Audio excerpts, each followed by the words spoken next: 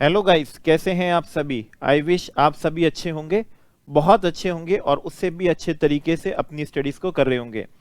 Guys, आज आपके लिए इस वीडियो लेक्चर के अंदर हम टॉपिक्स कवर करेंगे, प्रैक्टिकल्स, न्यूमेरिकल्स, डायरेक्ट टैक्स के अंदर एनआर टैक्सेशन, सेक्शन 115 ए जो आप अच्छे से जानते हैं इंटरेस्ट का होता है, रॉयल्टी का, फी फॉर टेक्निकल सर्विस और डिविडेंड का, और साथ में सेक्शन 44 डीए हम क्या करेंगे, कवर करेंगे।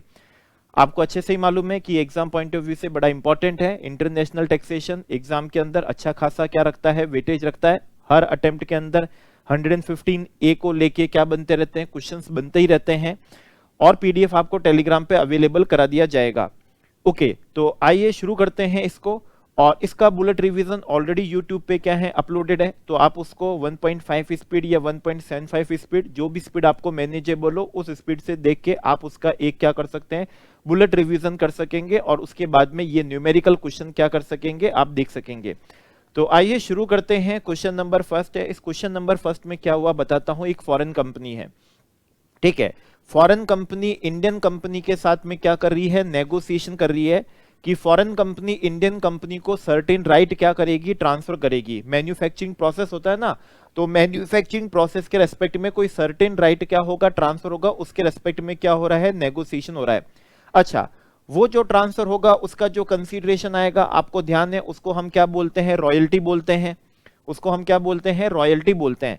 अब यहां पर ये क्वेश्चन है, इसमें यह पूछा गया है कि उस रॉयल्टी का जो टैक्सेशन है इंडिया में, जो सेक्शन 9 से होगा, आप अच्छे से जानते हैं सेक्शन 9 सबसेक्शन 1 और क्लॉज 6 के हिसाब से अगर हम रेसिडेंट नॉन रेसिडेंट को रॉयल्टी का क्या करते हैं, पेमेंट करते हैं, और उस ट्रांसफर ऑफ राइट का यूटिलाइजेशन हमने इंडिया में for the purpose of business profession के लिए करा है या for the purpose of making earning any source of income के लिए करा है, तो नॉन रेसिडेंट और फॉरेन कंपनी के लिए वो इनकम इंडिया में क्या होती है, टैक्सेबल होती है, तो वो तो टैक्सेबल है। लेकिन इस क्वेश्चन में हमसे ओपिनियन जानना चाहते हैं कि उस रॉयल्टी का टैक्सेशन कैसे क्या किया जाए, मिनिमाइज किया जाए।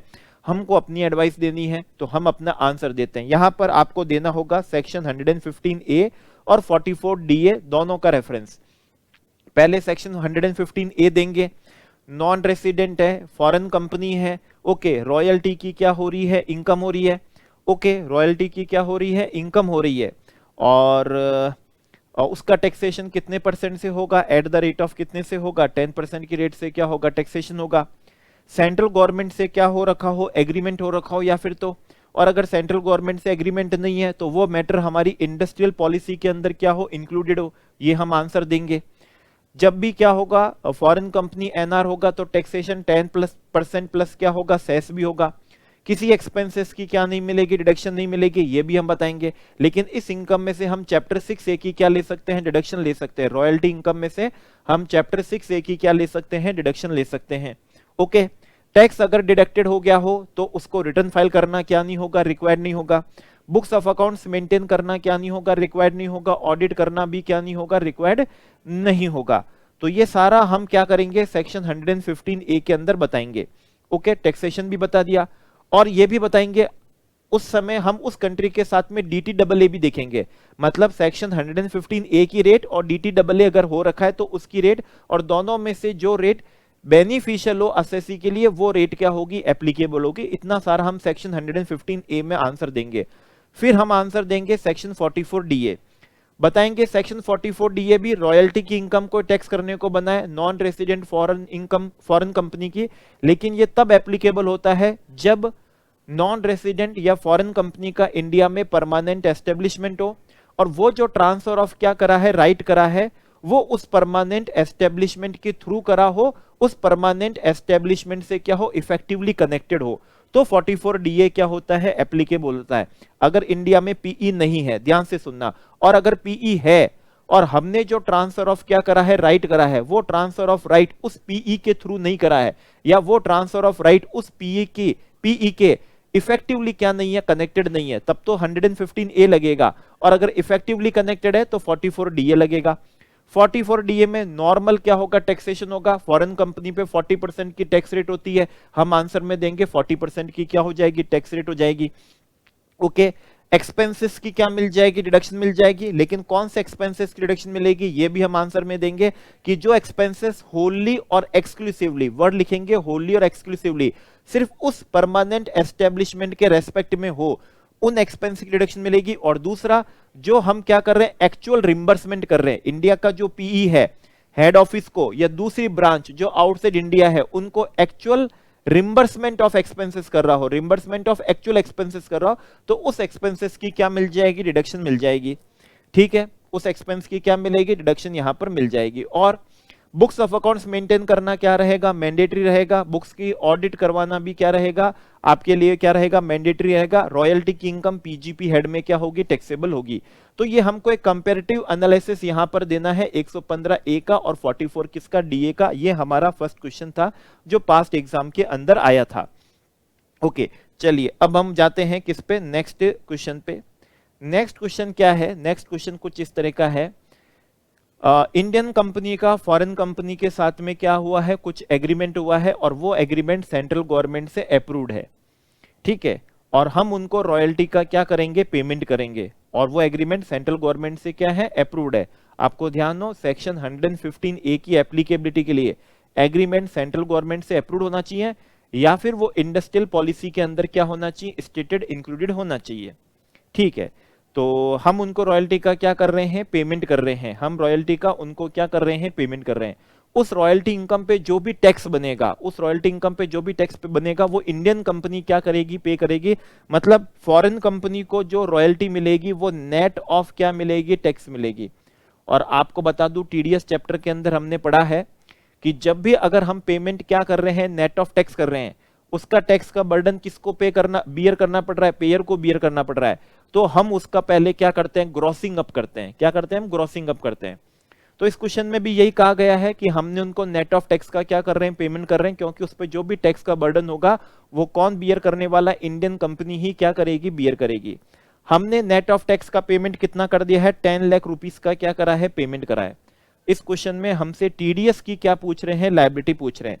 तो नॉन रेसिडेंट या फॉरेन कंपनी को जब भी क्या होता है, पेमेंट होता है, इंटरेस्ट, रॉयल्टी, तो उसका टीडीएस कौन से सेक्शन से होता है, सेक्शन 195 से होता है। तो पहली इंफॉर्मेशन तो क्या देंगे, हम ये देंगे।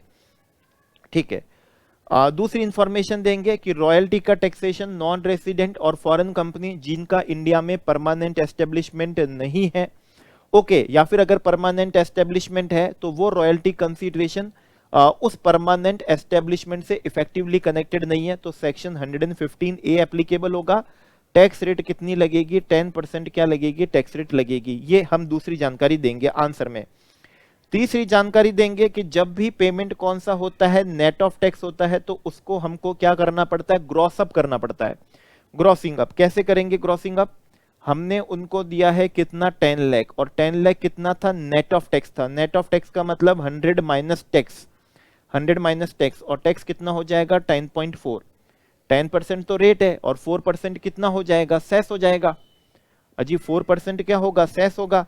तो बेसिकली ग्रॉसिंग अप कैसे किया जाएगा, तो ग्रॉसिंग अप किया जाएगा 10 लाख डिवाइडेड बाई कितना हो जाएगा, ये हो जाएगा 89 पॉइंट कितना हो जाएगा, 6 हो जाएगा। ठीक है, 89.6। तो आइए हम इसको क्या करते हैं, ग्रॉसिंग अप करते हैं। आप भी अपने कैलकुलेटर पे करिए, मैं भी अपने कैलकुलेटर पे कर रहा हूं। 89.6, तो ये हमारे कैलकुलेटर पे कंप्यूट होके आ रहा है 11 लाख 16,000 11 लाख 16,000। एक सेकेंड, बाई 18, यस 11 लाख 16,071। ठीक है ना, ये 71, चलिए ये 71 ये हो गया। तो ये ग्रॉस अप करने के बाद आ गया। अगर इसमें से हम माइनस क्या कर ले, 10 लाख कर लें, या फिर इसको आप 10.4 से क्या कर दो, मल्टीप्लाई कर दो, तो क्या निकल जाएगा, टैक्स निकल जाएगा। ठीक है ना, क्या निकल जाएगा, टैक्स निकल जाएगा। तो बेसिकली टैक्स कितना आएगा, टैक्स आएगा 1,16,071 का, 1,16,071। तो आंसर में क्या क्या देंगे? सबसे पहले देंगे कि TDS non resident foreign company का इंटरेस्ट, रॉयल्टी का या और भी कोई सम चार्जेबल टू टैक्स हो तो टीडीएस होता है सेक्शन 195 से। ये इनका इंडिया में पी नहीं है तो रॉयल्टी इनकम को टैक्स करने के लिए सेक्शन 115 ए लगेगा। 10% की रेट है, 4% सेस होगा। चूंकि हम उनको नेट ऑफ टैक्स दे रहे हैं तो उसकी हमको क्या करना पड़ेगा? ग्रॉसिंग अप करना पड़ेगा। ग्रॉसिंग अप करने का तरीका आपको बता दिया, बहुत सिंपल है। 1,16,071 का क्या निकल के आ रहा है? टैक्स निकल के आ रहा है। ये लीजिए आंसर में 1,16,072, मतलब हायर साइड उन्होंने क्या कर दिया? राउंड ऑफ कर दिया इस वजह से। ठीक है, तो ये हमारा बड़ा सिंपल सा क्या था? क्वेश्चन आया हुआ था, लेकिन करने से हमें मालूम पड़ गया कि आंसर में हमें क्या क्या मेंशन करना है और कौन कौन से सेक्शन का रेफरेंस देना है। नेक्स्ट क्वेश्चन पे आते हैं। नेक्स्ट क्वेश्चन में क्या है? एक एक्स लिमिटेड है जो कि कौन सी कंपनी है? इंडियन कंपनी है। ये लीजिए आपके लिए इंडियन कंपनी ये रही।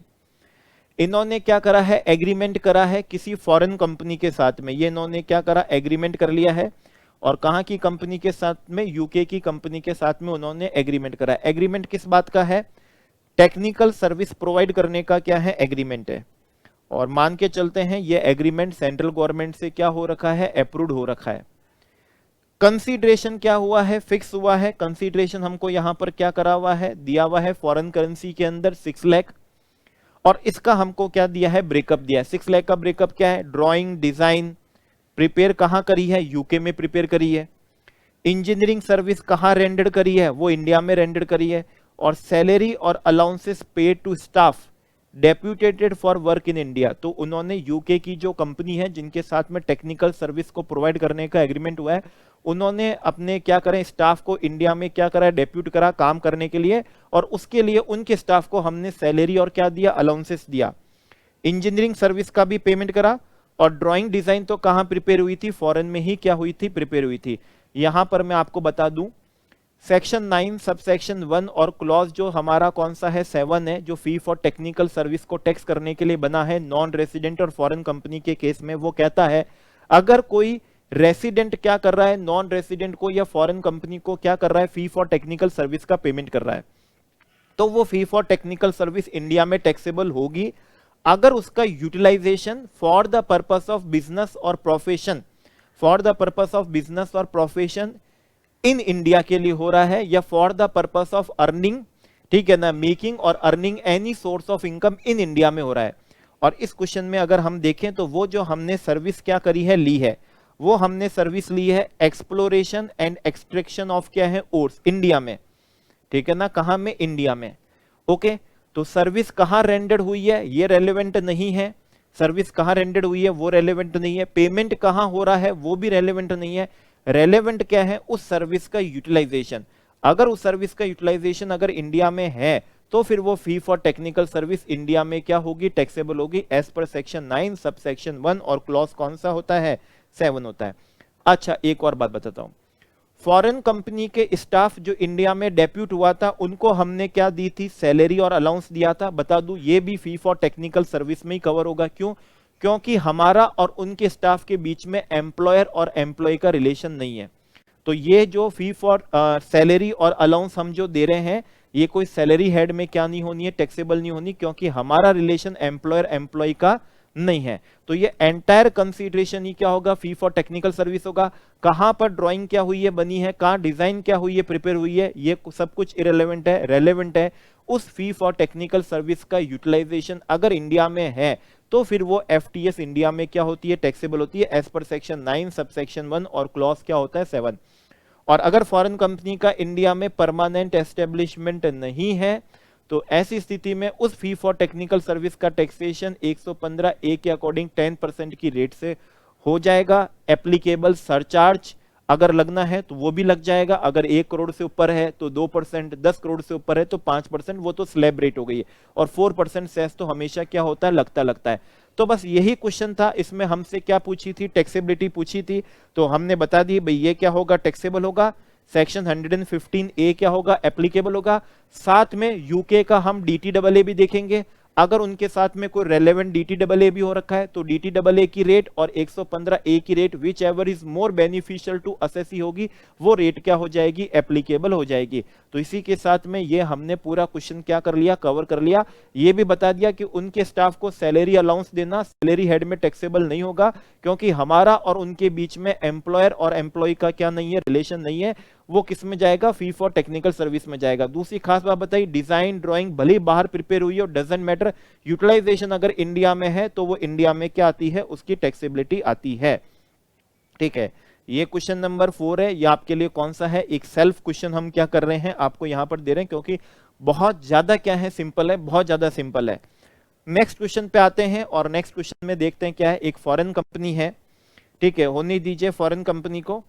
इस फॉरेन कंपनी ने क्या करा है, एग्रीमेंट एंटर्ड करा है किसी इंडियन कंपनी के साथ में, और वो जो एग्रीमेंट जिस मैटर के रेस्पेक्ट में करा है वो मैटर कौन सा है, industrial, under which industrial equipment जो होंगे, ठीक है ना, इंडस्ट्रियल इक्विपमेंट हम उनको लीज पे दे रहे हैं। तो यहीं पर अगर मैं जूस निकालूं तो आपको मालूम होगा इंडस्ट्रियल इक्विपमेंट, कॉमर्शियल इक्विपमेंट और साइंटिफिक इक्विपमेंट अगर हम क्या देते हैं, लीज पे देते हैं, यूज करने के लिए परमिट करते हैं, तो उसका जो कंसीडरेशन होता है वो क्या कहलाता है, रॉयल्टी कहलाता है। ऐसा हमने सेक्शन 9 के अंदर क्या करा हुआ है, पढ़ा हुआ है, ठीक है ना। रॉयल्टी के मीनिंग में हमने पढ़ा हुआ है इंडस्ट्रियल इक्विपमेंट, कॉमर्शियल इक्विपमेंट और कौन सी इक्विपमेंट है, साइंटिफिक क्या है, इक्विपमेंट है।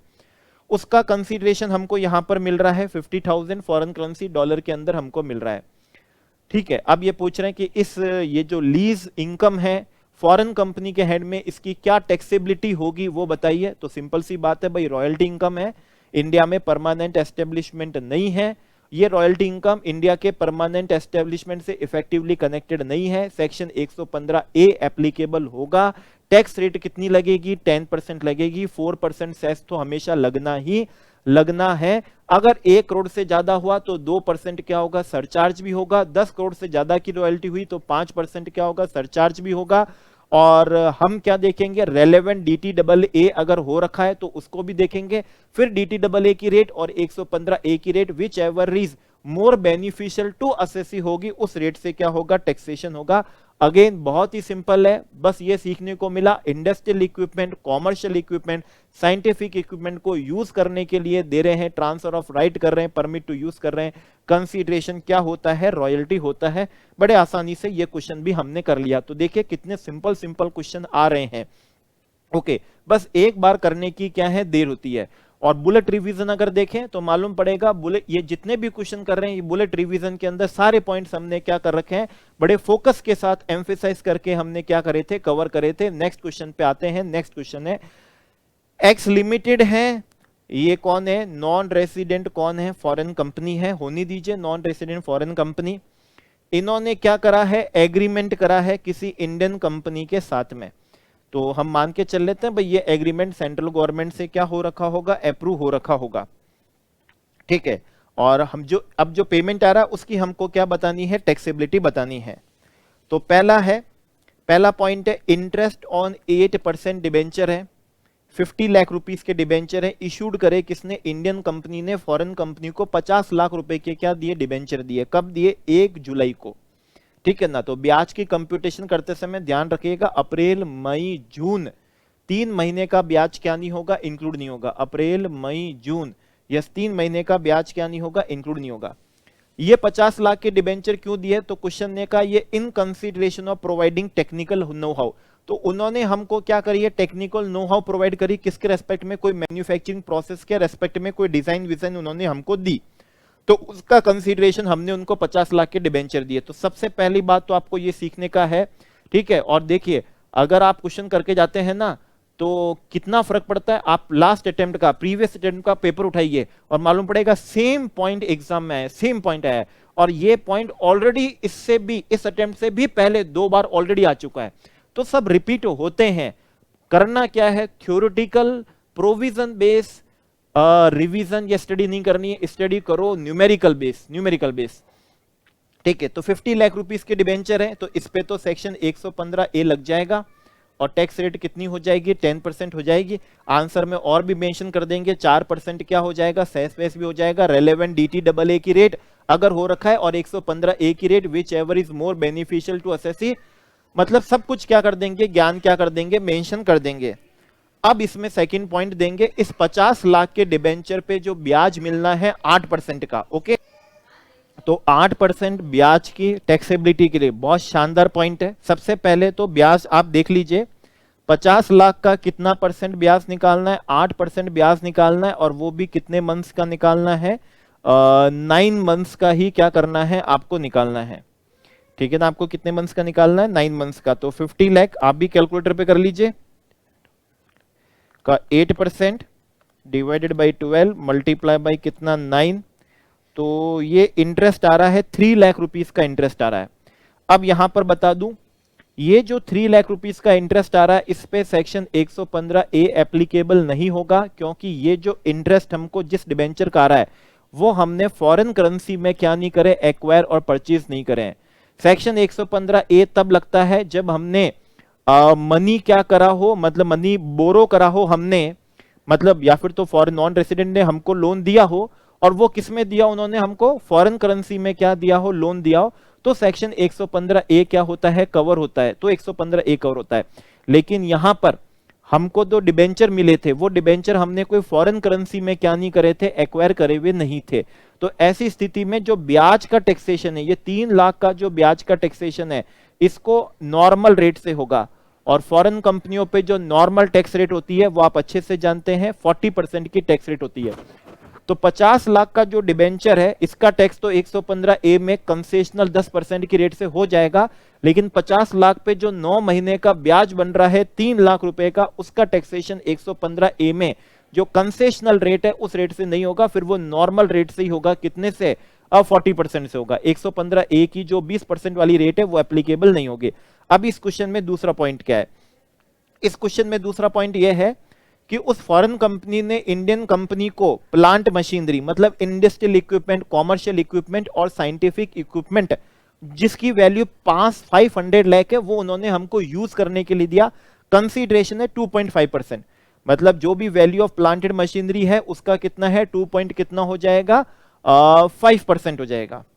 ठीक है, 2 पॉइंट कितना हो जाएगा, 5% हो जाएगा। तो 2.5% हम निकालें तो 500 लाख का 2.5% ये आता है 12 पॉइंट कितना आता है, 5 आता है।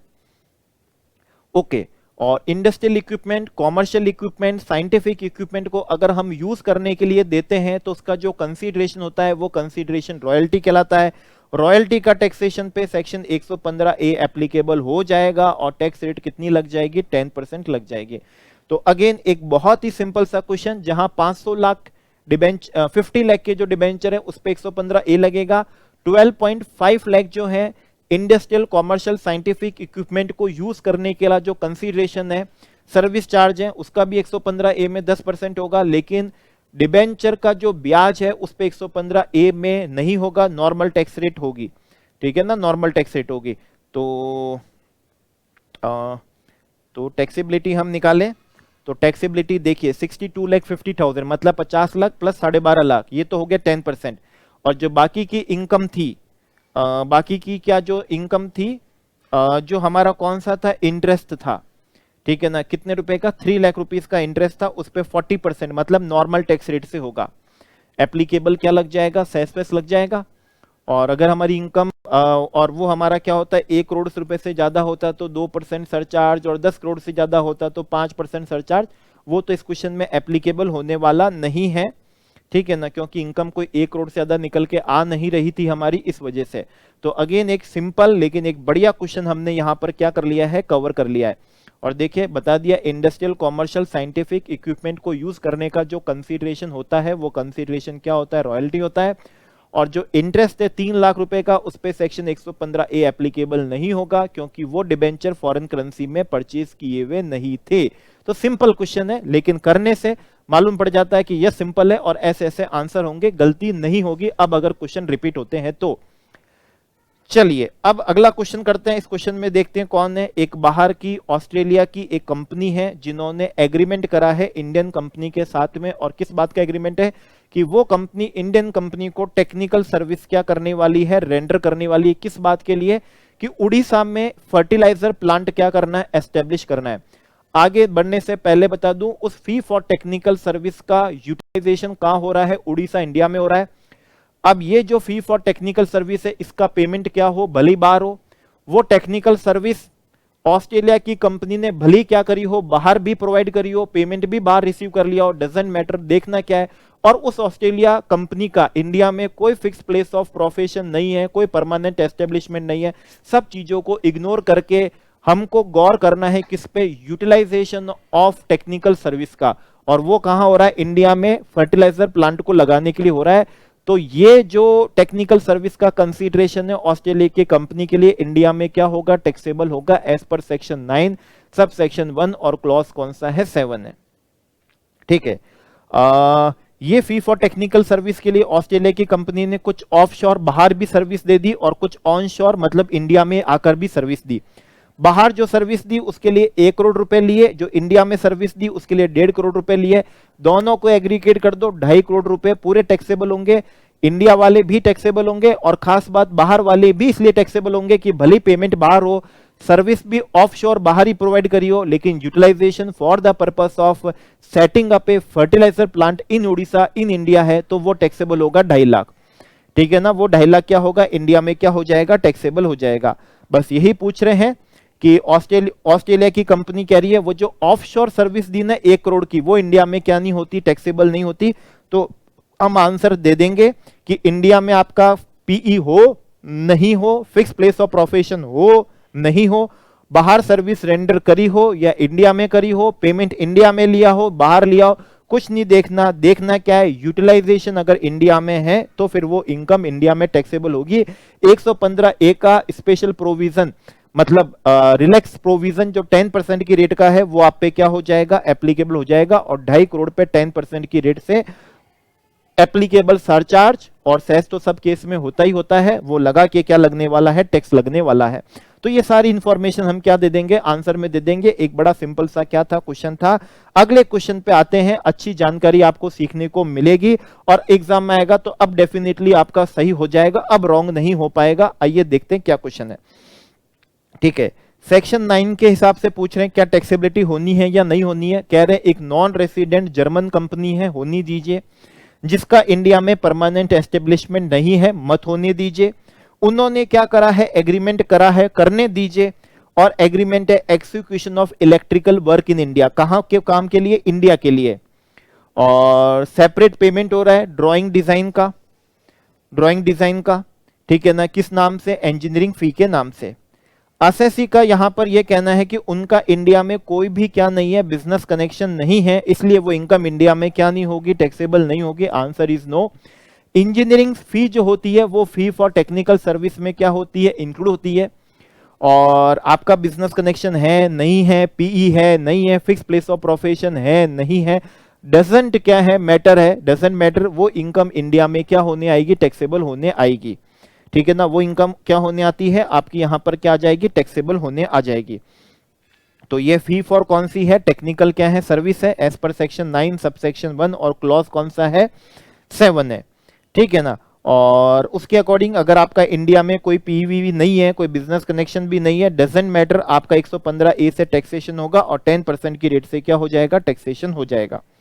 तो ये बड़ा सिंपल सा क्या था? क्वेश्चन था, सिंपल सा क्वेश्चन था। और बता देता हूं, ये जो वर्ड बिजनेस कनेक्शन होता है ना, इस बिजनेस कनेक्शन के अंदर बिजनेस वर्ड में प्रोफेशन भी इंक्लूड होता है, ये बात आप हमेशा ध्यान रखिएगा। चलिए अगले क्वेश्चन पे चलते हैं। अगला क्वेश्चन आपको कराते हैं। ए फर्म ऑफ क्या है? सॉलिसिटर्स है। कहां की है? मुंबई की क्या है? फर्म है। इन्होंने एक बैरिस्टर को क्या करा? एंगेज करा। कहां के बैरिस्टर को? यूके के बैरिस्टर को एंगेज करा है। किसके लिए? For arguing A case before supreme court in India. Supreme court मतलब इंडिया में। तो वो जो बैरिस्टर भाई साहब हैं यूके के, वो अपनी सर्विस कहां पे देंगे? इंडिया में सुप्रीम कोर्ट के अंदर देंगे। ठीक है, और उसके लिए हम उनको क्या कर रहे हैं? पेमेंट कर रहे हैं। तो पहली बात, अगर आप सर्विस क्या दे रहे हैं? इंडिया में दे रहे हैं, तो बिजनेस कनेक्शन बन गया। और बिजनेस वर्ड में क्या आता है? प्रोफेशन भी इंक्लूड होता है।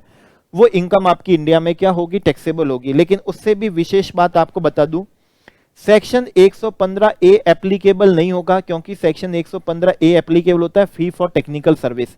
फी फॉर टेक्निकल सर्विस में इंक्लूड होता है मैनेजरल सर्विस, टेक्निकल सर्विस और कौन सी सर्विस? कंसल्टेंसी सर्विस, लेकिन उसके अंदर प्रोफेशनल सर्विस इंक्लूड नहीं होती है। और जो बैरिस्टर है वो अपनी क्या दे रहे हैं, प्रोफेशनल सर्विस दे रहे हैं। चार्टर्ड अकाउंटेंट अपनी क्या देता है, प्रोफेशनल सर्विस देता है। डॉक्टर होता है वो अपनी क्या मेडिकल सर्विस कौन सी होती है, प्रोफेशनल सर्विस होती है, जिसे आपने अच्छे से 194 किस में जे में भी क्या करा है, पढ़ा है। प्रोफेशनल सर्विस अलग बताई है, फी फॉर टेक्निकल सर्विस अलग बताई है। 115 ए का जो 10% वाला टैक्स रेट है वो कब लगता है, जब कौन सी सर्विस दी हो, मैनेजरियल, टेक्निकल और कंसल्टेंसी सर्विस है, प्रोफेशनल सर्विस कवर नहीं है। इस वजह से जो बैरिस्टर हैं यूके के, उन्होंने इंडिया में सुप्रीम कोर्ट में केस के आर्ग्यू करने के लिए जो अपनी सर्विस दी है, प्रोफेशनल सर्विस दी है, वो सर्विस इंडिया में टैक्सेबल तो होगी क्योंकि उनका इंडिया में प्रोफेशनल कनेक्शन बन रहा है, लेकिन 115 ए एप्लीकेबल नहीं होगा। 115 ए एप्लीकेबल नहीं होगा। नॉर्मल टैक्स रेट से उनको क्या करना पड़ेगा, उस इनकम पे टैक्स का पेमेंट करना पड़ेगा। बेहतरीन क्या था क्वेश्चन था, बेहतरीन क्या था आंसर था। इसके बाद में अगला, गवर्नमेंट ऑफ कौन सी है, इंडिया है, और गवर्नमेंट ऑफ इंडिया ने क्या पे करी है, रॉयल्टी पे करी है for use of patent developed by A who is non resident. तो गवर्नमेंट ऑफ इंडिया पेटेंट के यूज के लिए, पेटेंट के यूज का जो कंसीडरेशन होता है वो सेक्शन 9 के एक्सप्लेनेशन में हमको बताया गया है कि वो क्या होती है, रॉयल्टी होती है। और आपको ध्यान है, अगर government of India non resident को रॉयल्टी का पेमेंट कर रहे हैं तो वो रॉयल्टी ऑलवेज ही इंडिया में क्या होगी, डीम टू एक्रू और आइज इंडिया मानी जाएगी। वापस से सुन लीजिए, अगर government of India non resident को रॉयल्टी का क्या कर रही है, पेमेंट कर रही है, तो वो रॉयल्टी की income always deem to accrue arise India होगी। तो ऐसी स्थिति में यहां पर जो नॉन रेसिडेंट मिस्टर ए हैं, जिन्होंने पेटेंट यूज करने के लिए दिया है, किसको, पेटेंट यूज करने के लिए दिया जिससे गवर्नमेंट ऑफ इंडिया से उनको क्या मिल रहा है, कंसीडरेशन, रॉयल्टी मिल रही है, वो इनकम इंडिया में क्या होगी, टैक्सेबल होगी, क्योंकि एज पर सेक्शन 9 सबसेक्शन 1, ठीक है, और क्लॉज कौन सा 6, वो इनकम डीम टू एक्रू और अराइज इन क्या है, इंडिया है। वो इनकम डीम टू एक्रू और अराइज इन इंडिया, ये रहा सेक्शन 9 सबसेक्शन 1 और क्लॉज 6। गवर्नमेंट ऑफ इंडिया है, उसे deem to accrue arise in क्या मानेंगे, इंडिया मानेंगे। 115 ए एप्लीकेबल हो जाएगा और उस रॉयल्टी पे आपके बड़ा मामूली सा टैक्स रेट लग जाएगा। कितना परसेंट है, एट द रेट ऑफ 10%। बड़ा सिंपल सा क्वेश्चन था, अच्छे से क्या कर लिया, सॉल्व कर लिया। अगला क्वेश्चन पे आते हैं। अगला क्वेश्चन में जानकारी ये है, एक साई इंजीनियरिंग है, जो कौन है, नॉन क्या है, रेसिडेंट फॉरेन कंपनी है। उन्होंने कोलैबोरेशन एग्रीमेंट करा है किसके साथ में, इंडियन कंपनी के साथ में। मानते हैं ये एग्रीमेंट सेंट्रल गवर्नमेंट से क्या होगा, अप्रूव होगा, ठीक है। उन्होंने एग्रीमेंट करा और उनको क्या मिले हैं, डिबेंचर्स मिले। कंसीडरेशन में 20 लाख रुपए के डिबेंचर मिले, 8% रेट वाले, इंटरेस्ट रेट वाले। किसने दिए, इंडियन कंपनी ने दिए। किस बात के लिए दिए, क्योंकि वहां की जो फॉरेन कंपनी है उन्होंने इंडियन कंपनी को टेक्निकल नो हाउ प्रोवाइड करी। तो सेम अभी पढ़ा था, ये जो 20 लाख रुपए के आपने डिबेंचर दिए हैं, इस पे तो 115 ए क्या हो जाएगा, एप्लीकेबल हो जाएगा। टैक्स रेट कितनी हो जाएगी, 10% हो जाएगी, क्योंकि ये एग्रीमेंट है। मान के चलते हैं सेंट्रल गवर्नमेंट से क्या रहेगा, अप्रूव्ड रहेगा। तो फी फॉर टेक्निकल सर्विस का टैक्सेशन किस में होता है, 115 ए में, नॉन रेसिडेंट फॉरेन कंपनी के केस में 10% की रेट से होता है। लेकिन विशेष बात यह है कि उस डिबेंचर पे जो ब्याज है, ठीक है ना, उस डिबेंचर पे जो ब्याज है उसका टैक्सेशन 115 ए से नहीं हो पाएगा, क्योंकि वो डिबेंचर हमने फॉरेन करेंसी में क्या नहीं करे थे, एक्वायर नहीं करे थे। इस वजह से 115 ए एप्लीकेबल नहीं होगा। उस 8% का जो इंटरेस्ट होगा उस पे नॉर्मल टैक्स रेट से क्या लगने वाला है, टैक्स लगने वाला है। तो ये रहा, देखिए 20 लाख रुपीस के जो डिबेंचर्स हैं, 20 लाख रुपीस के जो क्या है डिबेंचर्स है, उस पे तो 115 ए लग जाएगा और 10% की रेट से क्या आ जाएगी, टैक्सेबिलिटी आ जाएगी, ठीक है ना, क्या आ जाएगी, उस पे तो टैक्सेबिलिटी आ जाएगी। और वो जो इंटरेस्ट है, ठीक है ना, और वो जो कौन सा है, इंटरेस्ट जो है उसकी टैक्सेबिलिटी क्या नहीं होगी, 115 ए से नहीं होगी। वो इंटरेस्ट क्या होगा, नॉर्मल रेट से एप्लीकेबल होगा, नॉर्मल रेट से टैक्स होगा। 115 ए एप्लीकेबल नहीं होगा क्योंकि फॉरेन करेंसी में एक्वायर नहीं करें। वो नॉर्मल टैक्स रेट जो फॉरेन कंपनी पे 40% होती है, उस रेट से उस इंटरेस्ट का क्या होगा, टैक्सेशन होगा। ऑलरेडी सेम क्वेश्चन हमने करा है और लास्ट अटेम्प्ट में भी आया था। चलिए नेक्स्ट क्वेश्चन पे बढ़ते। तो अब नेक्स्ट क्वेश्चन पे हमारे, नेक्स्ट क्वेश्चन हमारे लिए बड़ा आसान हो जाएगा। अब कैसे है क्वेश्चन पढ़ते हैं, आपको मालूम पड़ेगा। इस क्वेश्चन में क्या हुआ है, इस क्वेश्चन में ऐसा हुआ है कि एक एस लिमिटेड कंपनी है जो कि कहां की है, कोरिया की है। ओके, फॉरेन कंपनी हो गई और इनका एग्रीमेंट हुआ है किसके साथ में, भारतीय मोटर्स के साथ में। वो इंडियन क्या हो गई, कंपनी हो गई। बाहर की जो कोरिया की जो कंपनी है उन्होंने ऑफशोर और ऑनशोर टेक्निकल सर्विस दी। अभी हमने पढ़ा था ऑफशोर ऑनशोर दो, आपको ध्यान है उसके अंदर सैलरी भी थी, ओके, डिजाइन थी जो बाहर क्या हुई थी, प्रिपेयर हुई थी। फिर हमने कहा इन चीजों से कोई फर्क नहीं पड़ता, बस टेक्निकल सर्विस का यूटिलाइजेशन कहां पर होना चाहिए, इंडिया में। उस क्वेश्चन में कहा हुआ था for the purpose of establishment of fertiliser plant in Orissa, तो वो इनकम टैक्सेबल हुई थी। सेम वैसा ही क्वेश्चन है, ऑफशोर और ऑनशोर टेक्निकल सर्विस दी, setting up a car manufacturing plant in Gujarat, इसका मतलब है उस टेक्निकल सर्विस का यूटिलाइजेशन इंडिया में होना है, ठीक है। भले ही उस फॉरेन कंपनी का कोई इंडिया में पी नहीं है, कोई फिक्स प्लेस ऑफ बिजनेस नहीं है, कोई यहां पर बिजनेस कनेक्शन नहीं है, ओके, ऑफशोर सर्विस भी हो सकता है, उन्होंने क्या दी हो, बाहर दी हो, पेमेंट भी बाहर रिसीव कराओ, डजंट मैटर। ये सारी चीजें हो गई है।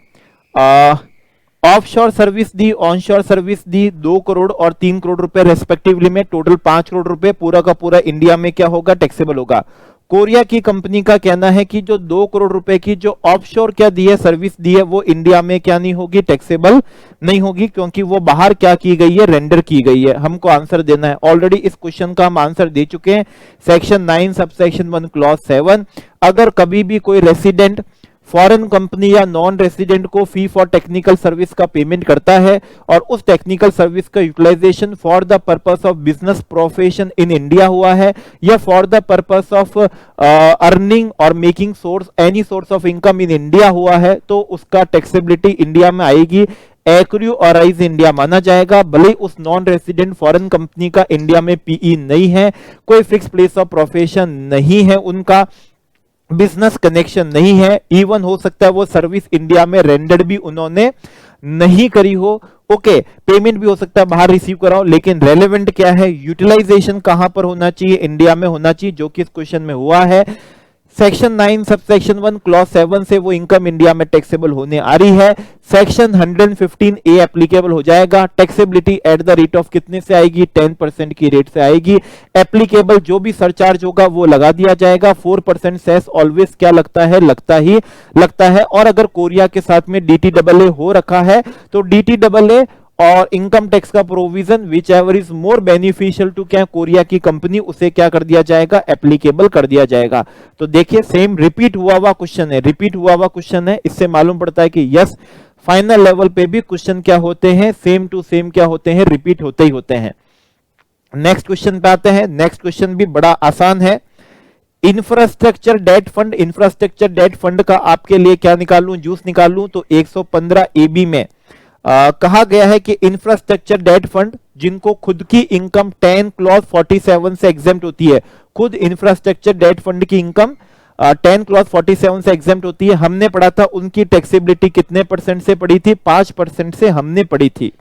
आपको याद दे रहा हूं तो उनका टीडीएस भी हमने देखा था 194, किस में देखा था, एलबी में देखा था, और ये भी था इंफ्रास्ट्रक्चर डेट फंड पे टैक्सेबिलिटी 5% है। भले ही आपने इंडियन करेंसी में करा हो या फॉरेन करेंसी में करा हो, टैक्सेबिलिटी कितनी रहेगी, 5% रहेगी। मतलब फॉरेन करेंसी के अंदर एक्वायर करना भी जरूरी नहीं था, इंडियन करेंसी हो या फिर कौन सी हो, फॉरेन करेंसी हो, दोनों ही केस में टैक्सेबिलिटी कितनी होनी है, 5% होनी है, और टीडीएस भी कितना होना है, 5% से होना है। अब ये क्वेश्चन है कि अब इंटरेस्ट क्या करा है, पे करा है, 5 लाख रुपए का पे करा है यूएसए की कंपनी को इंफ्रास्ट्रक्चर डेट फंड पे, ठीक है ना, पे करा है, 5% उसकी टैक्सेबिलिटी आएगी। सेक्शन 115A क्या होगा, एप्लीकेबल होगा, टीडीएस 194 एलबी से होगा 5% और 4% सेस जुड़ने के बाद में 5.2 हो जाएगा। बड़ा सिंपल सा क्वेश्चन है। कंपनी ने 12,000 रुपए के एक्सपेंडिचर करे हैं। आपको बता दूं जहां टैक्सेबिलिटी का स्पेसिफिक रेट हमको दी है वहां पर बताया गया है कि इस इनकम में से आप किसी भी तरह की एक्सपेंडिचर की डिडक्शन नहीं ले सकते हैं। इवन आप चैप्टर 6A की डिडक्शन नहीं ले सकते क्योंकि ये पैसिव इनकम है। तो 12,000 रुपए की एक्सपेंडिचर की कोई डिडक्शन आपको मिलने वाली नहीं है। ओके, और उस फंड ने, इंफ्रास्ट्रक्चर डेट फंड ने 3 लाख रुपए का इंटरेस्ट पे करा है किसी व्यक्ति को जो कहां का है, नोटिफाइड जुरिसडिक्शनल एरिया का है। भाई आप कहीं की भी हो, टैक्सेबिलिटी तो 115A से ही आएगी, 5% ही क्या आएगी, टैक्सेबिलिटी आएगी। लेकिन अगर आप नोटिफाइड जुरिसडिक्शनल एरिया के रेसिडेंट को क्या करते हो, इंटरेस्ट दे रहे हो, तो फिर ऐसी स्थिति में आपको अच्छे से ध्यान होगा, सेक्शन 94A की क्या आ जाएगी, एप्लीकेबिलिटी आ जाएगी। और एज पर सेक्शन 94A अगर हम कोई पेमेंट कर रहे हैं, एक्सपेंडिचर कर रहे हैं, पेमेंट कर रहे हैं person located in notified jurisdictional area को, तो उस केस में टीडीएस की फिर कोई भी रेट हो तो फिर टीडीएस कितने परसेंट से होता है, 30% की रेट से टीडीएस होगा। टैक्सेबिलिटी तो 115A ही लगेगा, 5% ही टैक्सेबिलिटी होगी, लेकिन टीडीएस कितने से कटेगा, 30% प्लस 4% क्या हो जाएगा, सेस हो जाएगा, डेट इज 31.2 हो जाएगा। जो person located in notified jurisdictional area है वो इंडिया में रिटर्न क्या करे, फाइल करे, और जो टीडीएस ज्यादा कट गया है उसका वो क्या ले ले, रिफंड ले ले, क्योंकि टैक्सेबिलिटी तो 5% से ही होगी। इस इंटरेस्ट की इनकम की, इंफ्रास्ट्रक्चर डेट फंड की इनकम की टैक्सेबिलिटी 5 है, लेकिन जैसे ही person located in notified jurisdictional area को आपने क्या कर दिया, पेमेंट कर दिया, 94A एप्लीकेबल हो जाएगा। और एज पर 94A टीडीएस की रेट हो जाएगी 30%, 4% सेस तो ऑलवेज होना है, 31 पॉइंट क्या होगी, 2 होगी। तो ये हमारा क्या था, क्वेश्चन था। ओके, तो यहां पर आप देखना चाहें तो 5% क्या है, टैक्सेबिलिटी की रेट है 115A, हाईलाइट कर देता हूं, टीडीएस 194 कौन सा होगा, एलबी होगा। 5% प्लस 4% सेस मतलब 5 पॉइंट क्या हो जाएगा, 2 जाएगा। यही इंटरेस्ट अगर आपने person located in notified jurisdictional area को कर रहे हैं तो सेक्शन 94A एप्लीकेबल होगा। टैक्सेबिलिटी तो 5% से होगी, लेकिन उस केस में फिर टीडीएस कितने से हो जाएगा, 30% की रेट से plus 4% cess, that is 31 point क्या होगा, 2 होगा। टैक्सेबिलिटी 5% से रहेगी 115A के अंदर। तो एक बढ़िया क्वेश्चन आपको यहां पर करा दिया गया। इसके बाद में नेक्स्ट क्वेश्चन पे हम आते हैं, और नेक्स्ट क्वेश्चन हमारा यहाँ, चलिए तो अगले क्वेश्चन पे बढ़ते हैं। अगला क्वेश्चन बुलेट रिवीजन में हमने कवर किया था कि हमने बाहर से जीएसएम मोबाइल जो हैंडसेट होता है वो हमने इंडिया में इंपोर्ट करा था, और उसके अंदर सॉफ्टवेयर क्या था, एम्बेडेड था। क्वेश्चन ये राइज हो रहा है कि आपको तो मालूम ही होगा, सेक्शन 9 के एक्सप्लेनेशन में हमको दिया गया है, एक्सप्लेनेशन 4 के अंदर, कि सॉफ्टवेयर के रेस्पेक्ट में जो पेमेंट होता है वो रॉयल्टी कहलाता है। और अगर कोई रेसिडेंट क्या कर रहा है, रॉयल्टी का पेमेंट कर रहा है, तो फिर वो रॉयल्टी इनकम इंडिया में टैक्सेबल होती है। तो ये कहानी है, मतलब मेन फोकस है कि जो हमने पेमेंट जीएसएम मोबाइल के हैंडसेट के इंपोर्ट के लिए किया है, तो क्या वो पेमेंट हार्डवेयर का पेमेंट माने या सॉफ्टवेयर का माने। हार्डवेयर का माने तो रॉयल्टी नहीं है, टैक्सेबिलिटी नहीं आएगी। लेकिन अगर पेमेंट हमने इन रेस्पेक्ट ऑफ सॉफ्टवेयर मान लिया, क्योंकि उसके अंदर सॉफ्टवेयर एम्बेडेड है जिससे वो हैंडसेट क्या करता है, काम करता है। ओके, तो क्या उसको हम सॉफ्टवेयर का पेमेंट मानेंगे, सॉफ्टवेयर का जैसे ही मान लेंगे तो एज पर सेक्शन कौन सा है, 9 सब सेक्शन 1 और क्लॉज 6 वो बन जाएगी रॉयल्टी। एक्सप्लेनेशन हमको किसके अंदर दिया है, वहां के एक्सप्लेनेशन 4 में दिया हुआ है, और जैसे रॉयल्टी हो गई वो इनकम इंडिया में टैक्सेबल हो जाएगी, क्योंकि इंडियन कंपनी क्या कर रही है, बाहर वाले को रॉयल्टी का पेमेंट कर रही है। तो सारी कहानियां है, बुलेट रिवीजन में भी हमने कवर किया था। ठीक है, सबसे पहले आंसर ही दे देता हूं, ये पेमेंट सॉफ्टवेयर के रेस्पेक्ट में नहीं है, रॉयल्टी नहीं है। सेक्शन 9 सब सेक्शन 1 क्लॉज 6 से रॉयल्टी नहीं है, टैक्सेबिलिटी नहीं आएगी। अब क्यों नहीं आएगी, सुनिए। उस सॉफ्टवेयर की कोई भी इंडिपेंडेंट एग्जिस्टेंस नहीं है, उसका कोई भी इंडिपेंडेंट अपने आप में यूज नहीं है, वो तो इंटीग्रल पार्ट है जीएसएम किसका, मोबाइल का। ठीक है, और वो मियरली फैसिलिटेट कर रहा है फंक्शनिंग ऑफ किसको, इक्विपमेंट को। अपने आप में उसका कोई भी क्या नहीं है, यूज नहीं है, उसकी अपने आप में कोई एग्जिस्टेंस नहीं है, अपने आप में कोई आइडेंटिटी नहीं है, अपने आप में कोई यूज भी उसका नहीं है। ठीक है, वो तो मियर फंक्शनिंग, फैसिलिटेट कर रहा है, मदद कर रहा है फंक्शनिंग ऑफ किसको, इक्विपमेंट को। ठीक है, फंक्शनिंग ऑफ इक्विपमेंट को। तो यहां पर जो पेमेंट है वो सॉफ्टवेयर का नहीं माना जाएगा, वो टुवर्ड्स हार्डवेयर का माना जाएगा। रॉयल्टी नहीं है, उसकी क्या नहीं आएगी, टैक्सेबिलिटी नहीं आएगी। ऑलरेडी बुलेट रिवीजन में ये केस हमने क्या करा था, कवर किया था, और पास्ट एग्जाम में हमारे ऑलरेडी ये क्वेश्चन आ भी चुका है। नेक्स्ट क्वेश्चन, ये भी बुलेट रिवीजन में कवर था, ठीक है ना, ये भी हमारे सेक्शन 9 का एक्सप्लेनेशन है। इसमें क्या हुआ, कहानी बताता हूं। नॉन रेसिडेंट है जो एंगेज्ड है किसमें, बैंकिंग बिजनेस में, बाहर है, बैंकिंग बिजनेस में एंगेज्ड है। फोकस करिएगा जो बोल रहा हूं। उसका इंडिया में एक ब्रांच है, मतलब इंडिया में परमानेंट एस्टेब्लिशमेंट है, जिसके थ्रू वो इंडिया में क्या करते हैं, बैंकिंग बिजनेस करते हैं। नो डाउट अगर इंडिया में आपका परमानेंट एस्टेब्लिशमेंट है तो उस पीई की जो इनकम होगी वो इंडिया में क्या होगी, टैक्सेबल होगी। इसमें कोई इश्यू नहीं है, उस बात का कोई क्वेश्चन भी नहीं है। इंडिया का जो पीई है ठीक है ना, इंडिया का जो पी है वो अपने हेड ऑफिस को, ठीक है ना, हेड ऑफिस कौन सा, नॉन रेसिडेंट है, फॉरेन कंपनी है जो एंगेज्ड है कौन से बैंकिंग बिजनेस में, जिसकी इंडिया में पीई भी है। अब इंडिया का पीई अपने हेड ऑफिस को क्या कर रहा है, इंटरेस्ट दे रहा है, ठीक है ना, क्या दे रहा है, इंटरेस्ट दे रहा है। और हो सकता है कि अपने दूसरे ब्रांचेस को जो आउटसाइड इंडिया में भी क्या ब्रांचेस है उनको भी क्या दे रहा है, इंटरेस्ट दे रहा है।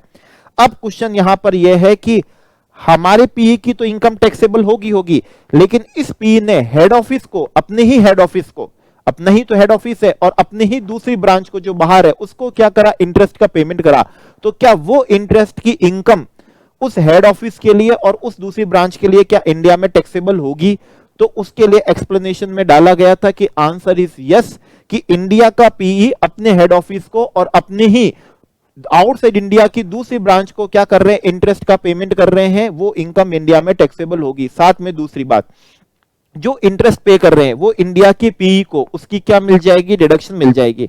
बस कंडीशन क्या है, डिडक्शन मिलेगी, ठीक है ना। डिडक्शन चाहिए तो आपको उस पर क्या काटना होगा, टीडीएस काटना होगा। टीडीएस नहीं काटोगे तो सेक्शन 40 पीजीपी का section 40 clause A sub clause first से क्या हो जाएगा, वो तो 100% डिसअलाउ हो जाएगा, डिसअलाउ हो जाएगा, एक्सपेंडिचर डिसअलाउ होगा। टीडीएस नहीं काटने की इंटरेस्ट पेनल्टी जो लगनी है वो भी आपके ऊपर एप्लीकेबल हो जाएगी। तो आप टीडीएस काटें, टीडीएस काट के पेमेंट करें, वो इनकम इंडिया में टैक्सेबल है तो टीडीएस की लायबिलिटी भी आ जाएगी। टीडीएस काटें तो पीई को तो मिल जाएगी डिडक्शन, और बाहर जो हमारा हेड ऑफिस है या दूसरी क्या है ब्रांच आउटसाइड इंडिया, तो वो पेमेंट ऑफ इंटरेस्ट जो कर रहे हैं वो क्या हो जाएगा, टैक्सेबल हो जाएगा। जिसको आप एग्जांपल से समझ सकते हैं, ये एक क्या है, नॉन रेसिडेंट है जो एंगेज्ड है बैंकिंग बिजनेस में, इनकी इंडिया में क्या है, ये इंडिया में इनकी क्या है, ब्रांच है जिसके थ्रू ये क्या करते हैं, बैंकिंग बिजनेस करते हैं। इस ब्रांच की, इस पीई की तो इनकम इंडिया में टैक्सेबल है, कोई खास बात नहीं है। ये आगे लोन देते हैं तो लोन देने के लिए पैसा कहां से लेते हैं, अपने हेड ऑफिस से क्या आता है, पैसा आता है, और अपनी दूसरी ब्रांचेज जो आउटसाइड इंडिया है वहां से क्या आता है, पैसा आता है लोन की तरीके से, और फिर उनको ये क्या देते हैं, इंटरेस्ट क्या करते हैं, देते हैं। तो ये उनको क्या दिया, इंटरेस्ट दिया। इस पीई की इनकम तो इंडिया में टैक्सेबल होगी, जो यहां से क्या आएगा, ब्याज आएगा, वो तो टैक्सेबल होगी। अब क्वेश्चन ये है, ये जो पीई अपने हेड ऑफिस को और अपने दूसरी ब्रांच जो आउटसाइड इंडिया उनको जो इंटरेस्ट दे रहे उसकी टैक्सेबिलिटी का है। तो एक्सप्लेनेशन क्या किया गया था, इंसर्ट किया गया था, और एक्सप्लेनेशन से कहा कि यस ये इनकम भी इंडिया में टैक्सेबल होगी, और इस पीई को इसकी क्या मिल जाएगी, डिडक्शन क्या हो जाएगी, मिल जाएगी, प्रोवाइडेड उसके ऊपर आपको टीडीएस कर लेना, एल्स टीडीएस नहीं करोगे तो वो एक्सपेंडिचर क्या हो जाएगा, आपके डिसअलाउ हो जाएगा, और साथ में इंटरेस्ट और पेनल्टी भी आपके ऊपर क्या हो जाएगी, एप्लीकेबल हो जाएगी। तो बुलेट रिवीजन में कवर किया था, पास्ट एग्जाम में इसका क्या आ गया, क्वेश्चन भी आ गया। जैसा बुलेट रिवीजन का हमने पढ़ा था सेम टू सेम वैसा ही क्या आया था, क्वेश्चन आया था। अब बड़े हमारे लिए आसान है, अगर आता है तो बड़े आसानी से हम कर पाएंगे। इसके बाद में नेक्स्ट क्वेश्चन है, नेक्स्ट क्वेश्चन को हम करते हैं। आपको बता दूं, सॉफ्टवेयर को यूज करने के लिए देना है रॉयल्टी माना जाएगा, क्या माना जाएगा, रॉयल्टी। अब कोई वो कंप्यूटर के ब्लॉक में ऐड होने वाला नहीं है, डेप्रिसिएशन नहीं मिलेगा, ठीक है ना, क्योंकि हमारे एक्ट में एक्सप्लेनेशन आ गया, रिमूवल ऑफ क्या दे दिया, डाउट दे दिया कि अगर सॉफ्टवेयर यूज करने के लिए देते हैं, transfer of right to use देते हैं, तो वो क्या माना जाएगा, रॉयल्टी का पेमेंट माना जाएगा, वो रॉयल्टी का पेमेंट है, ठीक है, वो हमने पढ़ा। इसके बाद में हमने एक और चीज पढ़ी थी, जैसे बाहर क्या होते हैं, सर्वर होते हैं। सर्वर कहां लोकेटेड है, बाहर ही क्या है, लोकेटेड है। हम जो क्रेडिट कार्ड से क्या करते हैं, स्वाइप ट्रांजैक्शन करते हैं, वो उसको सर्वर उसको क्या करता है, वेरीफाई करता है। पेमेंट कौन करता है, इंडियन बैंक करता है। अब इंडियन बैंक उस सर्वर को क्या नहीं कर रहा, यूज नहीं कर रहा, वो सर्वर जो है वो इंडिया में क्या नहीं है, लोकेटेड भी नहीं है, ठीक है। पेमेंट भी क्या हो रहा है, बाहर में हो रहा है, ठीक है। इंडियन बैंक उसको डायरेक्टली क्या नहीं कर रहे हैं, यूज भी नहीं कर रहे हैं। इंडियन बैंक के पास में उस सर्वर की क्या नहीं है, पोजीशन भी नहीं है, वो सर्वर इंडिया में लोकेटेड भी नहीं है। लेकिन फिर भी एक्सप्लेनेशन 5 ने क्या कहा था, उस सर्वर का यूटिलाइजेशन कहां है, इंडिया में है, तो वो क्या होगा, इंडिया में टैक्सेबल है, रॉयल्टी इनकम है, ठीक है। एक्सप्लेनेशन 6 था कि हम नॉन रेसिडेंट या फॉरेन कंपनी को सैटेलाइट के लिए पेमेंट कर रहे हैं। यहां पर मान लीजिए कोई टीवी चैनल है और बाहर फॉरेन कंपनी को पेमेंट कर रहा है, क्यों, क्योंकि उनके सैटेलाइट से क्या हो रहा है, जो प्रोग्राम है, कंटेंट बना है, उसका ट्रांसमिशन हो रहा है। इंडिया में जो हमारे चैनल्स पे जो आते हैं वो क्या हो रहा है, ट्रांसमिशन हो रहा है सैटेलाइट के थ्रू, और उसके लिए हम फॉरेन कंपनी को क्या कर रहे हैं, पेमेंट कर रहे हैं। डाउन लिंकिंग जिसको हम बोलते हैं, ठीक है ना, डाउन लिंकिंग भी हम जिसको क्या कर रहे हैं, बोलते हैं। तो वो भी हमने क्या पढ़ा था, वो भी क्या कहलाएगा, सॉफ्ट रॉयल्टी पेमेंट कहलाएगा, और वो इनकम इंडिया में क्या होगी, टैक्सेबल होगी, क्योंकि हम रेसिडेंट है, इंडियन कंपनी, टीवी चैनल है कोई सा भी, हम फॉरेन कंपनी को पेमेंट कर रहे हैं, और फॉर द पर्पस ऑफ किसके लिए पेमेंट कर रहे हैं कि उसका यूटिलाइजेशन क्या होगा, इंडिया में होगा, for the purpose of business profession होगा। और हमने यही पढ़ा है कि अगर हम बाहर वालों को रॉयल्टी का पेमेंट करते हैं फॉर द पर्पस ऑफ क्या है, बिजनेस प्रोफेशन इन इंडिया, और ये for the purpose of making और earning any source of income in India, तो फिर वो इनकम इंडिया में एक्रू और अराइज क्या होती है, मानी जाती है। ठीक है, डाउन लिंकिंग अप लिंकिंग इसके अंदर क्या होता है, इंक्लूड होता है। अब इसी क्वेश्चन, इसी प्रोविजन पे बेस एक क्वेश्चन बना, XYZ लिमिटेड एक क्या है, न्यूज क्या है, चैनल है इंडिया में। ठीक है, न्यूज चैनल है, इन्होंने पेमेंट करा मलेशिया, बाहर की फॉरेन कंपनी को क्या करा, पेमेंट करा, जिनका इंडिया में कोई परमानेंट एस्टेब्लिशमेंट नहीं है, भले ही नहीं हो, कोई फिक्स प्लेस ऑफ प्रोफेशन भी नहीं हो, इससे भी कोई फर्क नहीं पड़ता है। तो मलेशिया फॉरेन कंपनी को इन्होंने क्या करा, पेमेंट करा, फॉर किसके लिए, डाउन लिंकिंग के लिए। तो सैटेलाइट के यूज में अपलिंकिंग भी आ जाता है, क्या आ जाता है, डाउन लिंकिंग भी आता है। तो डाउन लिंकिंग ऑफ क्या है, down linking television channel into India. ठीक है, तो उसका जो पेमेंट होगा वो एक्सप्लेनेशन 6 ने वैसे ही बताया था कि वो कौन सा कहलाएगा, रॉयल्टी कहलाएगा। वो कौन सा कहलाने वाला है, रॉयल्टी क्या होगा, कहलाएगा, जिसके अंदर क्या होता है, डाउन लिंकिंग अप लिंकिंग ये सब उसके अंदर क्या होते हैं, इंक्लूड होते हैं। और ये क्या होगा, रॉयल्टी, और फॉर द पर्पस ऑफ किसके लिए करा है, business of profession in India. India जो न्यूज चैनल है, तो वो रॉयल्टी इनकम फॉरेन कंपनी के लिए इंडिया में डीम टू एक्रू और क्या मानी जाएगी, अराइज इन इंडिया मानी जाएगी।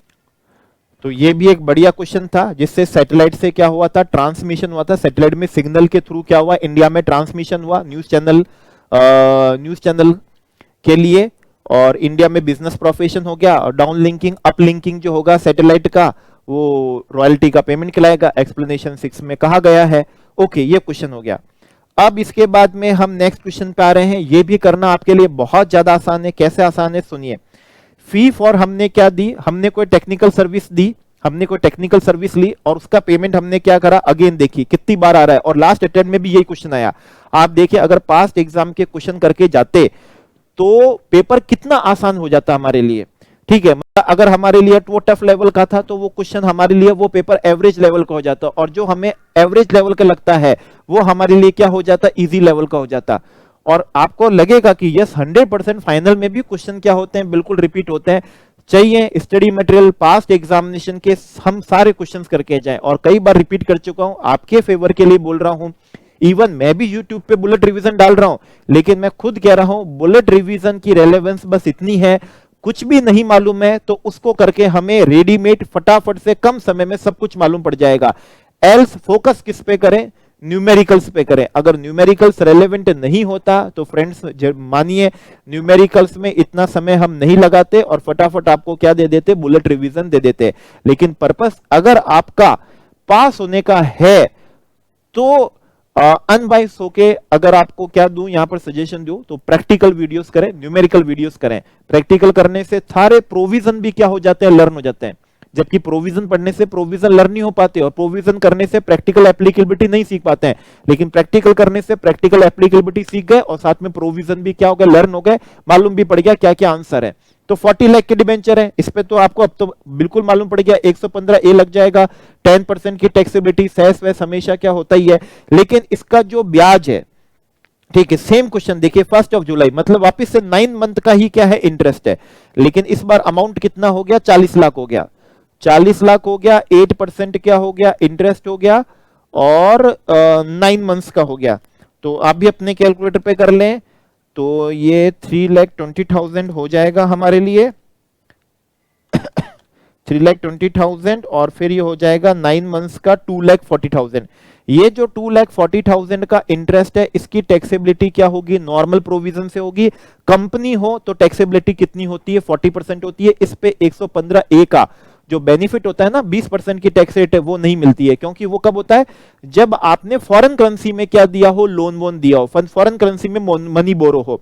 तो यहाँ फॉरेन करेंसी नहीं है, यहाँ इंडियन करेंसी में था, इसलिए 115A का प्रोविजन ब्याज पे क्या नहीं होगा, एप्लीकेबल नहीं हो पाएगा। ऑलरेडी हमने डिस्कस कर लिया। दूसरा point, industrial equipment, commercial equipment और साइंटिफिक इक्विपमेंट अगर यूज करने के लिए दे रहे हैं, तो उसका जो कंसीडरेशन है, लीज रेंट है, उसका जो सर्विस चार्ज है, वो क्या कहलाएगा, रॉयल्टी कहलाएगा। 115A एप्लीकेबल हो जाएगा। वही पिछले क्वेश्चन में 500 लाख था, 2.5% हमने निकाला था, 12 पॉइंट कितना आया था, 5 आया था, यस 12.5 आया था। इस पे 115A लग जाएगा, 10% की टैक्सेबिलिटी आ जाएगी। और इसके अलावा इनको इनकम है लॉन्ग टर्म किसकी है, कैपिटल गेन की है, ठीक है ना। लॉन्ग टर्म कैपिटल गेन है सेल ऑफ कौन सा, debenture of green limited, Indian company जो फॉरेन करेंसी में हमने सब्सक्राइब करे थे। 115 ए में long term capital gain short term capital gain cover ही नहीं होता है। 115 ए होता है इंटरेस्ट का, रॉयल्टी का, फी फॉर टेक्निकल सर्विस का और डिविडेंड का, जिसमें डिविडेंड की टैक्सेबिलिटी भी कितने से होती है, 20% से होती है। अब लेकिन ये कौन सा है, लॉन्ग टर्म कैपिटल गेन है। अब देखिए इसको कैसे सॉल्व करें। इसको सॉल्व करने के लिए चाहिए भाई ये लॉन्ग टर्म कैपिटल गेन जो डिबेंचर का है, क्वेश्चन में नहीं बताया तो लिस्टेड माने या नहीं माने, ठीक है ना, लिस्टेड माने या नहीं माने। अब क्वेश्चन में नहीं दिया तो मान के चलते हैं कि भाई ये लिस्टेड नहीं होंगे, तो आपको ध्यान ही है सेक्शन 112 लगेगा, ठीक है ना भाई। 115 ये तो लगना नहीं है, नॉर्मल प्रोविजन 112 ही लगेगा, और 112 में हमने पढ़ा है नॉन रेसिडेंट अनलिस्टेड सिक्योरिटीज हैं, ठीक है ना। अनलिस्टेड क्या है, सिक्योरिटीज हैं, जिसमें डिबेंचर्स भी कवर हो गए। उसका टैक्सेशन क्या होता है, 10% से होता है, और 10% में ना तो फर्स्ट प्रोवाइजो का क्या मिलता है, बेनिफिट मिलता है, ठीक है। फर्स्ट प्रोवाइजो का बेनिफिट तो वैसे भी हमारे क्वेश्चन में तो वो इंफॉर्मेशन भी नहीं है, और ना ही उसमें क्या मिलेगा आपको सेकंड प्रोवाइजो का क्या मिलेगा, बेनिफिट मिलेगा। बिना फर्स्ट प्रोवाइजो और सेकंड प्रोवाइजो के बेनिफिट के 10% की टैक्सेबिलिटी हो जाएगी। हालांकि इस क्वेश्चन में बोला ही नहीं है कि लिस्टेड है, तो हम क्यों माने लिस्टेड है, तो हमें तो आंसर देना चाहिए ये जितने भी अमाउंट का लॉन्ग टर्म कैपिटल गेन है 10% से टैक्स हो जाएगा without providing first proviso, without providing के सेकंड प्रोवाइजो। लेकिन जानकारी के लिए बता दूं, अगर ये क्या होते, लिस्टेड होते, तो लिस्टेड की टैक्सेबिलिटी तो 112 के अकॉर्डिंग कितनी होती है, 20% होती है, 20% होती है।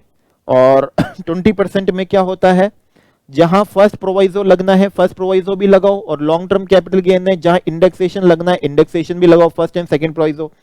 और 112 के हमारे प्रोवाइजो में भी दिया हुआ है, ठीक है ना, प्रोवाइजो के अंदर हमको क्या करा हुआ है, दिया हुआ है कि अगर लिस्टेड सिक्योरिटीज हो तो फर्स्ट प्रोवाइजो तो आपको क्या हो जाएगा, मिल जाएगा, लेकिन बिना इंडेक्सेशन का बेनिफिट लिए। आप इंडेक्सेशन का बेनिफिट अगर छोड़ दो तो टैक्सेबिलिटी 10 कर देंगे, मतलब इंडेक्सेशन ले लोगे तो 20 करेंगे, और इंडेक्सेशन नहीं लोगे तो क्या करेंगे, 10 करेंगे। मतलब यहां पर थोड़ी कैपिटल गेन की आपको जानकारी दे दी।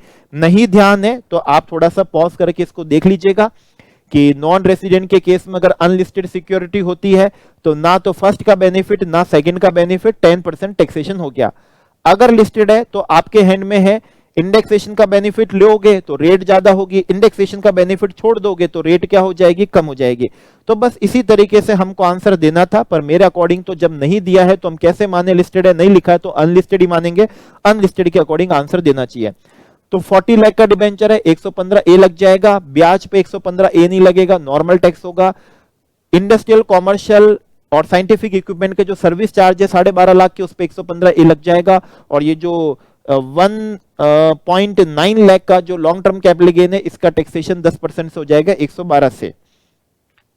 तो ये लीजिए, देखिए 40 लाख है उसका तो 10% हो जाएगा। 12.5 लाख जो सर्विस चार्ज थे इंडस्ट्रियल कॉमर्शियल साइंटिफिक इक्विपमेंट के, इस पे भी 115 ए लग जाएगा 10% की रेट से। और जो ब्याज की इनकम है, इंटरेस्ट की इनकम है, 2,40,000 निकाली थी, इस पे नॉर्मल प्रोविजन लगेगा, फॉरेन कंपनी हो 40% होगा 96,000, ठीक है ना। ये हो गया आपका। तो अब आ रही है लॉन्ग टर्म कौन सा capital gain, long term capital gain है अनलिस्टेड सिक्योरिटीज है, ठीक है ना, अनलिस्टेड है, टैक्सेशन कितना होगा, 10% हो जाएगा। ये हो गया क्वेश्चन, बस बड़े आराम से। तो आइए इस लेक्चर का लास्ट क्वेश्चन हम करते हैं, और क्वेश्चन नंबर लास्ट है हमारा नॉन रेसिडेंट के लिए। तो XYZ highway limited Indian company है, एंगेज्ड है बिजनेस ऑफ किसमें, हाईवे प्रोजेक्ट इन इंडिया में, ठीक है। इन्होंने मनी क्या करा है, बोरो करा, मनी क्या करा है, बोरो करा फ्रॉम ए फाइनेंशियल इंस्टीट्यूशन, बाहर की फाइनेंशियल इंस्टीट्यूशन से क्या करा, बोरो करा, और वो पैसा उन्होंने बोरो करके ऑन गोइंग प्रोजेक्ट जो चल रहा है इंडिया में लगा दिया। तो इसका मतलब है जो मनी बोरो करा है आपने उसका यूटिलाइजेशन कहां पर हो रहा है, इंडिया में हो रहा है। और बोरो भी किस में करा है आपने जी, बोरो भी किस में करा है, फॉरेन करेंसी में ही आपने क्या करा है, बोरो करा। तो टैक्सेबिलिटी इसलिए भी आ जाएगी क्योंकि अगर कोई रेसिडेंट नॉन रेसिडेंट को इंटरेस्ट का पेमेंट कर रहा है तो as per section 9 sub section 1 clause 5 अगर उस मनी का utilisation for the purpose of business profession in India हुआ है, तो यह है ना on going project in India, तो इंडिया में हुआ है तो उसकी टैक्सेबिलिटी इंडिया में आएगी, ठीक है ना। उसकी क्या आ जाएगी, टैक्सेबिलिटी किस में आ जाएगी, इंडिया में आ जाएगी। ओके और टैक्सेबिलिटी फिर कौन से सेक्शन से आ जाएगी, सेक्शन 115A से आ जाएगी।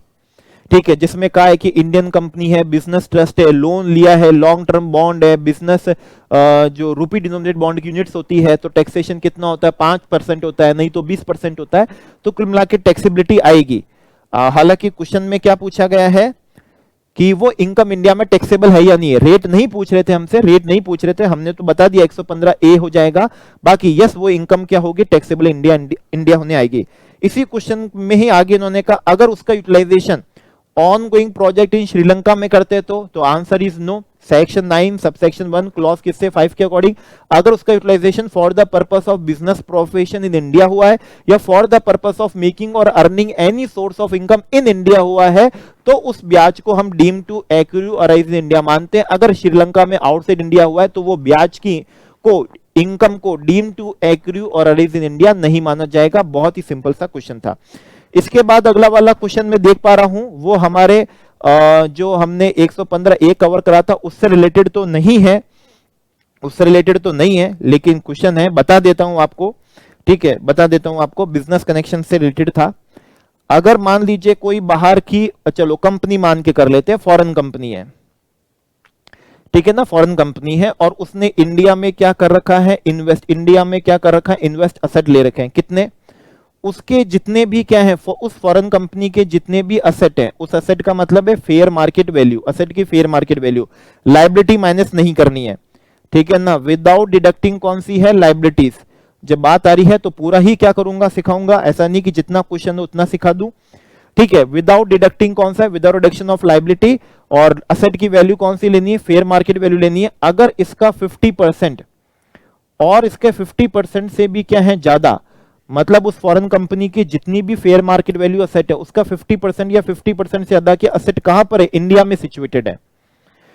प्लस ये जितने भी असेट सिचुएटेड है ये कितने से ज्यादा हैं, 10 करोड़ से भी ज्यादा हो, मतलब 50% या उससे तो ज्यादा हो पहली कंडीशन, और वो कितने से भी ज्यादा हो, 10 करोड़ से भी ज्यादा हो, 50% और मोर हो और 10 करोड़ से भी ज्यादा हो, तो माना जाएगा कि ये जो फॉरेन कंपनी है, इस फॉरेन कंपनी के जो भी कौन से हैं शेयर्स हैं, ये अपनी वैल्यू डिराइव करते हैं कहां से, इंडिया से, सब्सटेंशियली डिराइव कर रहे हैं कहां से, इंडिया से, deriving substantially their value come from कहां से, ये इंडियन एंटिटी से।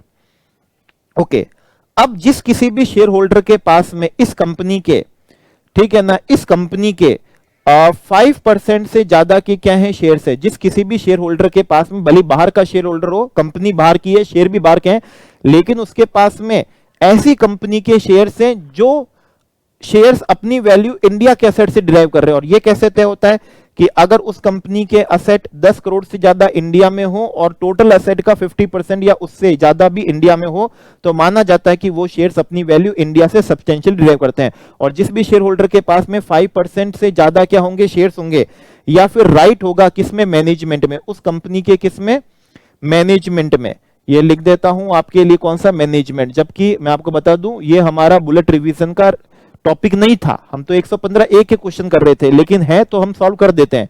तो जिस किसी भी शेयर होल्डर के पास में उस कंपनी में राइट ऑफ कंट्रोल होगा या मैनेजमेंट का राइट होगा या 5% से ज्यादा के क्या होंगे, शेयर होल्डिंग होगी, ठीक है, तो वो जब भी शेयर्स ट्रांसफर करेगा उससे जो भी कैपिटल गेन होगा वो कैपिटल गेन इंडिया में टैक्सेबल होगा।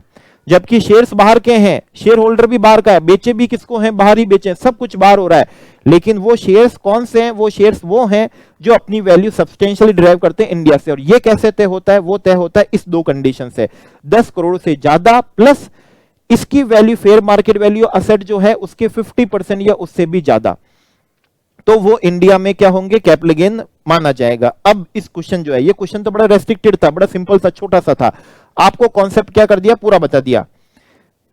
तो ये एक नॉन रेसिडेंट है, कहां का है, इंग्लैंड का है, इसके पास तो 5% से ज्यादा, कितने, 10% क्या है, शेयर कैपिटल है, बाहर की किसमें, कंपनी में, इंग्लैंड की कंपनी में, ठीक है, इंग्लैंड की कंपनी में। और वो जो इंग्लैंड की कंपनी है उसके इंडिया में असेट है, अब नहीं बताया 50% या ज्यादा, ये तो इंफॉर्मेशन ही नहीं दी, 10 करोड़ से क्या है ज्यादा, वो भी इंफॉर्मेशन नहीं दी, बस 10% दे दिया कि शेयर होल्डर के पास में उस कंपनी के 10% शेयर हैं, किस कंपनी के, जिस कंपनी के इंडिया में असेट है। तो अब मान के चलते हैं कि हम पूरा प्रोविजन बता देंगे, अगर 10 करोड़ से ज्यादा है, 50% या मोर से ज्यादा के इंडिया के असेट हैं, तो वो जो शेयर जो भी ट्रांसफर टैक्सेबल होगा। अब उस शेयर होल्डर ने क्या करा, अपने पूरा का पूरा शेयर कैपिटल क्या कर दिया, मिस्टर बी को क्या कर दिया, ट्रांसफर कर दिया। तो यस, उसकी बिल्कुल क्या होगी, टैक्सेबिलिटी इंडिया में आएगी। उसकी टैक्सेबिलिटी क्या होगी, इंडिया में आएगी। बिजनेस कनेक्शन क्या हो जाएगा, बन जाएगा। ठीक है ना, क्या बन जाएगा, सेक्शन 9 सबसेक्शन 1 क्लॉज 1 से क्या बन जाएगा, बिजनेस कनेक्शन बनेगा। क्या बनेगा, यहां पर उसका बिजनेस कनेक्शन माना जाएगा, क्योंकि वो सब्सटेंशियली क्या कर रहे हैं, डिराइव कर रहे हैं असेट लोकेटेड इन किससे, इंडिया से। और उसके लिए क्या होता है 50% या ज्यादा, 50% और मोर, और 10 एक्सीडिंग कितना है, 10 करोड़। दोनों कंडीशन हमको क्या करनी होती है, देखनी होती है। दोनों कंडीशन क्या होती है, देखनी पड़ती है। तो आज जो भी कैपिटल गेन होगा वो कैपिटल गेन बिल्कुल इंडिया में क्या होगा, टैक्सेबल होगा। ठीक है ना, कैपिटल गेन इंडिया में क्या होगा, टैक्सेबल होगा। तो 5% से ज्यादा के 5% से ज्यादा के शेयर कैपिटल है तो कैपिटल गेन जो भी होगा ट्रांसफर से, ठीक है, would be deem to accrue or rise in क्या होगा, इंडिया होगा। हालांकि ये क्वेश्चन बिजनेस कनेक्शन से रिलेटेड था, हम बिजनेस कनेक्शन का भी क्या करेंगे, बुलेट रिवीजन करेंगे। और आपको मालूम पड़ रहा है कि यस, बिजनेस कनेक्शन टॉपिक के भी हमारे क्या आए हैं, क्वेश्चन आए हैं। यहां कर लिया, और बिजनेस कनेक्शन के अंदर सेपरेटली भी हम क्या करेंगे, क्वेश्चन करेंगे। लेकिन यहां मैंने आपको फिर भी क्या कर दिया है, बता दिया है कि ये चीजें क्या होती है, देखी जाती है। ये चीजें देखी जाती है। और वो कब देखी जाती है, विद इन 12 मंथ्स। ये सारी चीजें देखी जाती है विद इन कौन सा है, 12 मंथ्स।